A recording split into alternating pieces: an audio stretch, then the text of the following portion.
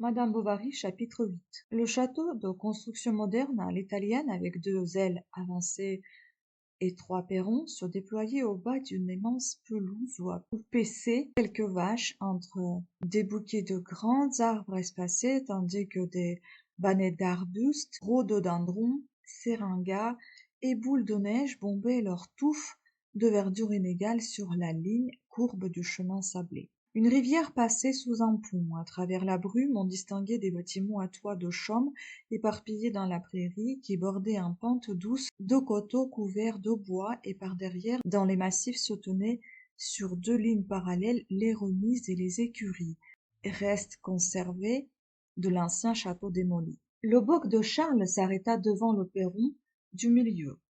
Des domestiques parurent.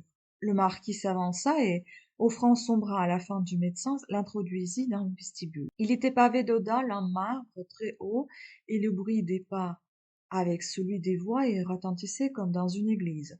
En face, montait un escalier droit, et à gauche, une galerie donnant sur le jardin conduisait à la salle de billard dont on entendait, dès la porte, caramboler les boules d'ivoire. Comme elle la traversait pour aller au salon, Emma vit autour du jeu des hommes à figure grave, le menton posé sur de hautes cravates, décorés tous, et qui souriaient silencieusement en poussant leur queue. Sur la boiserie sombre du lambris, de grands cadres dorés portaient au bas de leur bordure des noms écrits en lettres noires. Elle lut Jean-Antoine d'Andervilliers, dit Verbonville, comte de la Vaubyessard et baron de la Frénaye, tué à la bataille de Coutras le 20 octobre 1587. Et sur un autre, Jean-Antoine-Henri Guy d'Andervilliers de la Vaubyessard, amiral de France et chevalier de l'ordre de Saint-Michel, blessé au combat de la Hougue-Saint-Vaast, le 29 mai 1692, mort à la Vaubyessard, le 23 janvier 1693. Et on distinguait à peine ceux qui suivaient, car la lumière des lampes, rabattue sur le tapis vert du billard, laissait flotter une ombre dans l'appartement. Brunissant l'étoile horizontale, elle se brisait contre elle en arêtes fines, selon les craquelures du vernis. Et de tous ces grands carrés noirs bordés d'or sortaient çà et là quelques portions plus claires de la peinture, un front pâle, deux yeux qui vous regardaient, des perruques se déroulant sur l'épaule poudrée, des habits rouges, ou bien la boucle d'une jarretière au haut d'un mollet rebondi. Le marquis ouvrit la porte du salon, une des dames se leva, la marquise elle-même vint à la rencontre d'Emma et la fit asseoir près d'elle sur une causeuse, où elle se mit à lui parler amicalement comme si elle la connaissait depuis longtemps. C'était une femme de la quarantaine environ, à belles épaules, à nez busqué, à la voix traînante, et portant ce soir-là sur ses cheveux châtains un simple fichu de guipure qui retombait par derrière un triangle. Une jeune personne blonde se tenait à côté dans une chaise à dossier long, et des messieurs qui avaient une petite fleur à la boutonnière de leur habit causaient avec les dames tout autour de la cheminée. À cette heure, on servit le dîner. Les hommes, plus nombreux, s'assirent à la première table dans le vestibule et les dames à la seconde, dans la salle à manger avec le marquis et la marquise. Emma se sentit en entrant enveloppée par un air chaud, mélange du parfum des fleurs et du beau linge, du fumet des viandes et de l'odeur de truffe. Les bougies des candélabres allongeaient des flammes sur les cloches d'argent. Les cristaux à facettes, couverts d'une buée mate, se renvoyaient des rayons pâles. Des bouquets étaient en ligne sur toute la longueur de la table, et dans les assiettes à large bordure, les serviettes arrangées en manière de bonnets d'évêque tenaient entre le bâillement de leurs deux plis chacune un petit pain de forme ovale. Les pattes rouges des homards dépassaient les plats, de gros fruits dans des corbeilles à jour s'étageaient sur la mousse. Les cailles avaient leurs plumes des fumées montées, et en bas de soie, en culotte courte et en cravate blanche, en jabot grave comme un juge, le maître d'hôtel, passant entre les épaules des convives, les plats tout découpés, faisant d'un coup de sa cuiller sauter pour vous le morceau qu'on choisissait. Sur le grand poêle de porcelaine à baguette de cuivre, une statue de femme drapée jusqu'au menton regardait immobile la salle pleine de monde. Madame Bovary remarqua que plusieurs dames n'avaient pas mis leurs gants dans leurs verres. Cependant, au haut bout de la table, seule parmi toutes ces femmes, courbée sur son assiette remplie, et la serviette nouée dans le dos comme un enfant, un vieillard mangeait, laissant tomber de sa bouche des gouttes de sauce. Il avait les yeux éraillés et portait une petite queue enroulée d'un ruban noir. C'était le beau-père du marquis, le vieux duc de Laverdière, l'ancien favori du comte d'Artois, dans le temps des parties de chasse au Vaudreuil chez les marquis de Conflans, et qui avait été, disait-on, l'amant de la reine Marie-Antoinette entre Monsieur de Coligny et Monsieur de Lauzun. Il avait mené une vie bruyante de débauches, pleine de duels, de paris, deux femmes enlevées, avait dévoré sa fortune et effrayé toute sa famille. Un domestique derrière sa chaise lui nommait tout haut dans l'oreille les plats qui désignaient du doigt un bégayant, et sans cesse les yeux d'Emma revenaient de même sur ce vieil homme, à lèvres pendantes comme sur quelque chose d'extraordinaire et d'auguste. Il avait vécu à la cour et couché dans le lit des reines. On versa du vin de champagne à la glace. Emma frissonna de toute sa peau en sentant ce froid dans sa bouche. Elle n'avait jamais vu de grenade ni mangé d'ananas.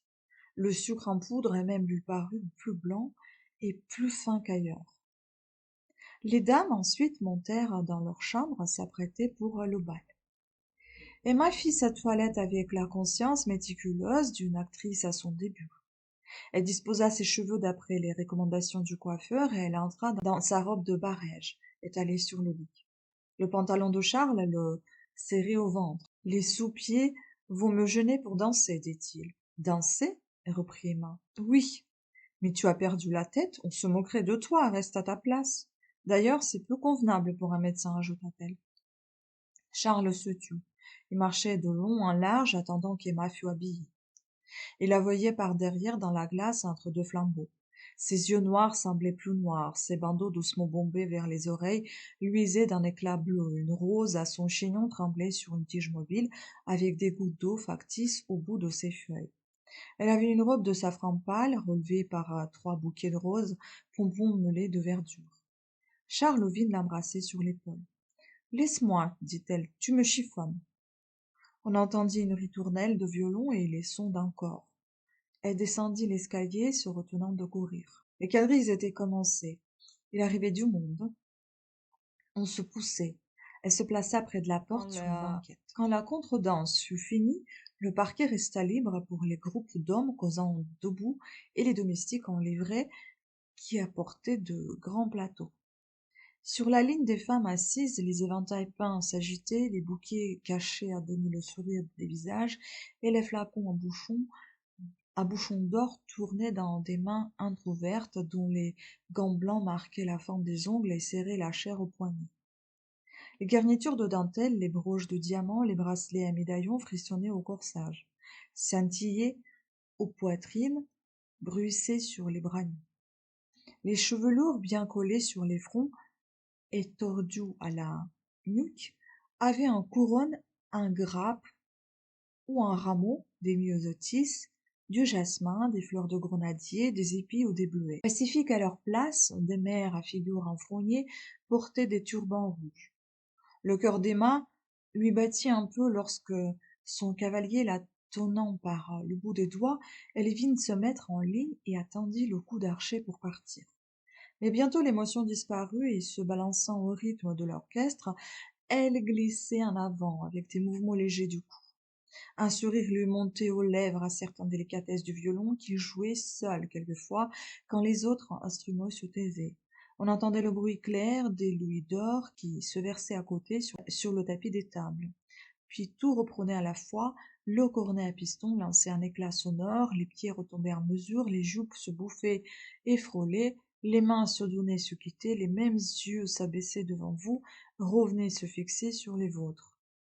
Quelques hommes, une quinzaine, de 25 à 40 ans, disséminés parmi les danseurs ou causant à l'entrée des portes, se distinguaient de la foule par un air de famille, quelle que fussent leurs différences d'âge, de toilette ou de figure. Leurs habits mieux faits semblaient d'un drap plus souple, et leurs cheveux ramenés en boucle vers les tempes lustrés par des pommades plus fines. Ils avaient le teint de la richesse, ce teint blanc qui rehaussait la pâleur des porcelaines, les moires du satin, le vernis des beaux meubles, et qu'entretient dans sa santé un régime discret de nourriture exquise. Leurs cous tournaient à l'aise et sur des cravates basses, et leurs favoris longs tombaient sur des cols rabattus, ils s'essuyaient les lèvres à des mouchoirs brodés d'un large chiffre d'où sortait une odeur suave. Ceux qui commençaient à vieillir avaient l'air jeune, tandis que quelque chose de lourd s'étendait sur le visage des jeunes. Dans leur regard indifférent flottait la quiétude des passions journellement assouvies. À travers leur manière douce perçait cette brutalité particulière que communique la domination de choses à demi faciles dans lesquelles la force s'exerce ou la vanité s'amuse. Le maniement des chevaux de race et la société des femmes perdues. À 3 pas des mains, un cavalier en habit bleu causait Italie, avec une jeune femme pâle portant une parure de perles. Il vantait la grosseur des piliers de Saint-Pierre, Tivoli, le Vésuve, Castellamare et les Cassines, les Roses de Gênes, le Colisée au clair de lune. Emma écoutait de son autre oreille une conversation pleine de mots qu'elle ne comprenait pas. On entourait un tout jeune homme qui avait battu, la semaine d'avant, Miss Arabelle et Romulus y gagnaient 2000, lui a sauté un fossé en Angleterre. L'un se plaignait de ses coureurs qui agressaient un autre des fautes d'impression qui avaient dénaturé le nom de son cheval. L'air du bal était lourd, les lampes pâlissaient. On ronflait dans la salle de billard. Un domestique monta sur une chaise et cassa 2 vitres. Au bruit des éclats de verre, madame Bovary tourna la tête et aperçut dans le jardin contre les carreaux des faces de paysans qui regardaient. Alors le souvenir des Berthaud lui arriva. Elle revit la ferme, la mare bourbeuse, son père en blouse sous les pommiers, et elle se revit elle-même, comme autrefois, écrémant avec son doigt les terrines de lait dans la laiterie. Mais aux fulgurations de l'heure présente, sa vie passée, si nette jusqu'alors, s'évanouissait tout entière, et elle doutait presque de l'avoir vécue. Elle était là. Puis autour du bal, il n'y avait plus que de l'ombre, étalée sur tout le reste. Et mangeait alors une glace au marasquin, qu'elle tenait de la main gauche dans une coquille de vermeil et fermait à demi les yeux, la cuillère entre les dents. Une dame près d'elle laissa tomber son éventail, un danseur passait. Que vous seriez bon, monsieur, dit la dame, de vouloir bien ramasser mon éventail qui est derrière ce canapé. Le monsieur s'inclina, et pendant qu'il faisait le mouvement d'étendre son bras, Emma vit la main de la jeune dame qui jetait dans son chapeau quelque chose de blanc plié en triangle. Le monsieur, ramenant l'éventail, l'offrit à la dame respectueusement. Elle le remercia d'un signe de tête et se mit à respirer son bouquet. Après le souper, où il y eut beaucoup de vin d'Espagne et de vin du Rhin, des potages à la bisque au lait d'amande, de pudding à la Trafalgar et toutes sortes de viandes froides avec des jolis alentours qui tremblaient dans les plats, les voitures, les unes après les autres, commencèrent à s'en aller. En écartant du coin le rideau de mousseline, on voyait glisser dans l'ombre la lumière de leurs lanternes. Les banquettes s'éclaircirent, quelques joueurs restaient encore. Les musiciens rafraîchissaient sur leur langue le bout de leurs doigts. Charles dormait à demi, le dos appuyé contre une porte. À 3 heures du matin, le cotillon commença. Emma ne savait pas valser. Tout le monde valsait, mademoiselle d'Andervilliers elle-même et la marquise. Il n'y avait plus que les hôtes du château, une douzaine de personnes à peu près. Cependant, un des valseurs, qu'on appelait familièrement vicomte et dont le gilet très ouvert, semblait moulé sur la poitrine, vint une seconde fois encore inviter madame Bovary, l'assurant qu'il la guiderait et qu'elle s'en tirerait bien. Ils commencèrent lentement, puis allèrent plus vite. Tout tournait autour d'eux, les lampes, les meubles, les lambris et le parquet comme un disque sur un pivot. En passant auprès des portes, la robe d'Emma par le bas s'ériflait au pantalon. Leurs jambes entraient l'un dans l'autre. Il baissait ses regards vers elle. Elle levait les siens vers lui. Une torpeur la prônait. Elle s'arrêta. Ils repartirent. Et d'un mouvement plus rapide, le vicomte, l'entraînant, disparut avec elle jusqu'au bout de la galerie où, haletante, elle faillit tomber et à un instant s'appuya la tête sur sa poitrine. Et puis, tournant toujours, mais plus doucement, il la reconduisit à sa place. Elle se renversa contre la muraille et mit la main devant ses yeux. Quand elle les ouvrit au milieu du salon, une dame assise sur un tabouret avait devant elle 3 valseurs agenouillés. Elle choisit le vicomte et le violon recommença. On les regardait. Ils passaient et revenaient, les mobiles du corps et le menton baissé, et lui toujours dans sa même pose, la taille cambrée, le coude arrondi, la bouche en avant. Et savait valser, celle-là. Ils continuèrent longtemps et fatiguèrent tous les autres. On causa quelques minutes encore, et après les adieux, ou plutôt le bonjour, les hôtes du château s'allèrent coucher. Charles se traînait à la rampe, les genoux lui rentraient dans le corps. Il avait passé 5 heures de suite tout debout devant les tables à regarder jouer au whist sans y rien comprendre. Aussi poussa-t-il un grand soupir de satisfaction lorsqu'il eut retiré ses bottes. Emma mit un châle sur ses épaules, ouvrit la fenêtre et s'accouda. La nuit était noire, quelques gouttes de pluie tombaient. Elle aspira le vent humide qui lui rafraîchissait les paupières. La musque du bal bourdonnait encore à ses oreilles et elle faisait des efforts pour se tenir éveillée afin de prolonger l'illusion de cette vie luxueuse qu'il lui faudrait tout à l'heure abandonner. Le petit jour parut. Elle regarda les fenêtres du château longuement, tâchant de deviner quelles étaient les chambres de tous ceux qu'elle avait remarqués la veille. Elle aurait voulu savoir leur existence, y pénétrer, s'y confondre. Mais elle grelottait de froid. Elle se déshabilla et se blottit entre les draps contre Charles qui dormait. Il y eut beaucoup de monde au déjeuner. Le repas dura 10 minutes. On ne servait aucune liqueur, ce qui étonna le médecin. Ensuite, mademoiselle d'Andervilliers ramassa des morceaux de brioche dans une bannette pour les porter au cygne sur la pièce d'eau, et on s'alla promener dans la serre chaude où des plantes bizarres hérissées de poils s'étageaient en pyramide sous des vases suspendus qui, pareils à des nids de serpents trop pleins, laissaient retomber de leurs bords de longs cordons verts entrelacés. L'orangerie que l'on trouvait au bout menait à couvert jusqu'au commun du château. Le marquis, pour amuser la jeune femme, l'amena voir les écuries. Au-dessus des râteliers en forme de corbeille, des plaques de porcelaine portaient en noir le nom des chevaux. Chaque bête s'agitait dans sa stalle quand on passait près d'elle, en claquant de la langue. Le plancher de la sellerie luisait à l'œil comme le parquet d'un salon. Les harnais de voiture étaient dressés dans le milieu sur 2 colonnes tournantes. Et les morts, les fouets, les étriers, les gourmettes rangés en ligne tout le long de la muraille. Charles, cependant, alla prier un domestique d'atteler son boc. On l'amena devant le perron et, tous les paquets y étant fourrés, les époux Bovary firent leur politesse au marquis et à la marquise et repartirent pour toast. Emma, silencieuse, regardait tourner les roues. Charles, posé sur le bord extrême de la banquette, conduisait, les 2 bras écartés, et le petit cheval trottait l'amble dans les brancards qui étaient trop larges pour lui. Les guides molles battaient sur sa croupe en s'y trempant d'écume, et la boîte ficelée derrière le boc donnait contre la caisse de grands coups réguliers. Ils étaient sur les hauteurs de Thibourville, lorsque devant eux, tout à coup, des cavaliers passèrent en riant avec des cigares à la bouche. Emma crut reconnaître le vicomte. Elle se détourna et n'aperçut à l'horizon que le mouvement des têtes s'abaissant et montant, selon la cadence inégale du trot ou du galop. Un quart de lieue plus loin, il fallut s'arrêter pour accommoder avec de la corde le reculement qui était rompu. Mais Charles, donnant au harnais un dernier coup d'œil, vit quelque chose par terre entre les jambes de son cheval. Il y ramassa un porte-cigare tout bordé de soie verte et blasonné à son milieu comme la portière d'un carrosse. Il y a même 2 cigares dedans, dit-il. Ce sera pour ce soir, après dîner. Tu fumes donc demanda-t-elle. Quelquefois, quand l'occasion se présente. Il mit sa trouvaille dans sa poche et fouetta le bidet. Quand ils arrivèrent chez eux, le dîner n'était point prêt.